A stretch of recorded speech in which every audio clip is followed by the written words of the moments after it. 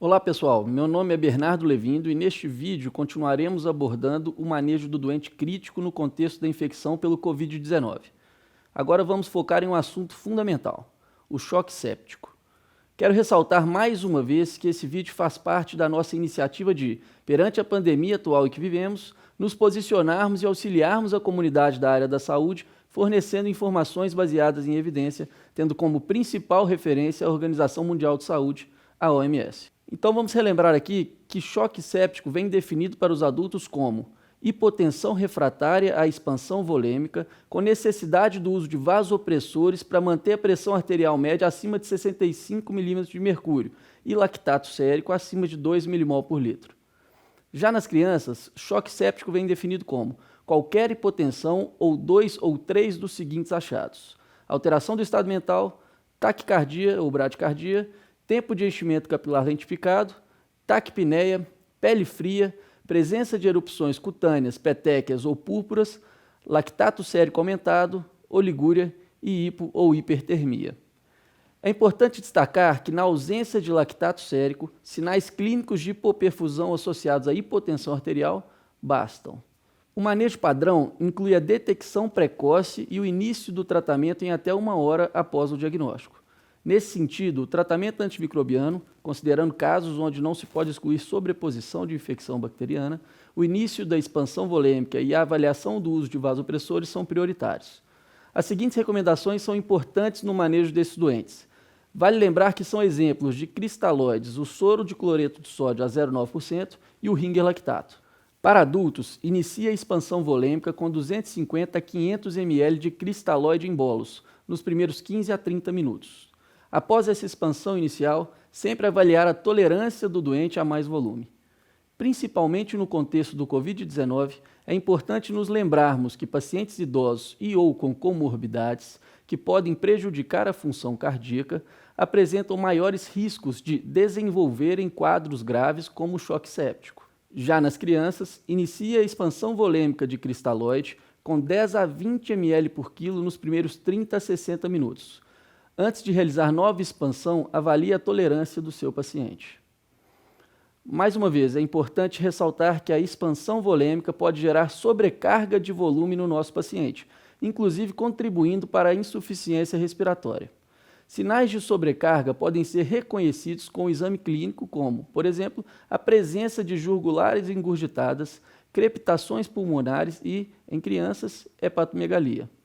Ou ainda podemos lançar mão de exames simples, como qualquer exame de imagem que sugira congestão pulmonar bilateral. Se houver algum desses achados, é fundamental descontinuar ou reduzir a infusão de fluidos, principalmente em pacientes com insuficiência respiratória hipoxêmica. Vamos relembrar aqui um pouquinho a respeito desse tipo de insuficiência respiratória, classicamente denominada como insuficiência respiratória tipo 1. A insuficiência respiratória pode ser causada por problemas pulmonares ou extrapulmonares. Os principais mecanismos presentes na insuficiência respiratória aguda são hipoventilação, distúrbio de ventilação-perfusão, mismatch-VQ e shunt.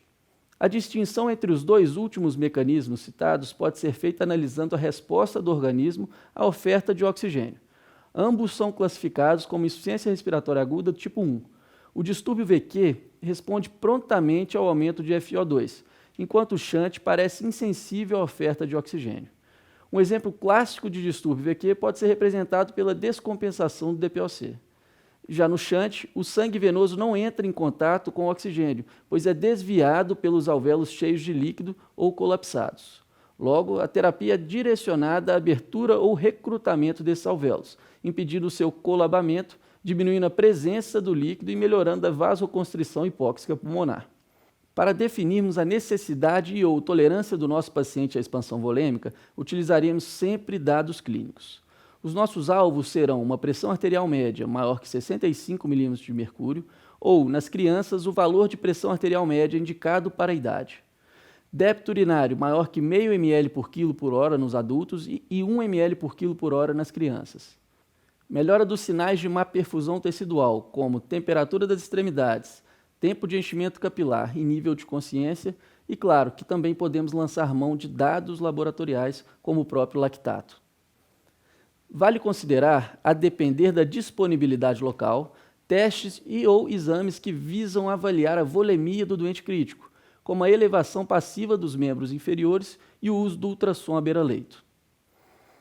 Outro dado importante é que alguns estudos clínicos com recursos limitados, que compararam o uso de expansão volêmica conservadora versus expansão volêmica agressiva, sugeriram maior mortalidade no grupo tratado de forma agressiva. Outro ponto importante, destacado pela Organização Mundial de Saúde, é não utilizar soluções hipotônicas para a expansão volêmica. Essas soluções são menos eficazes em aumentar o volume intravascular.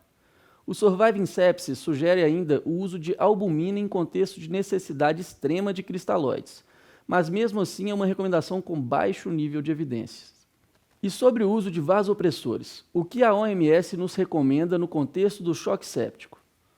Sabemos que o uso de vasopressores deve ser iniciado tão logo seja identificada a refratariedade da hipotensão à expansão volêmica inicial.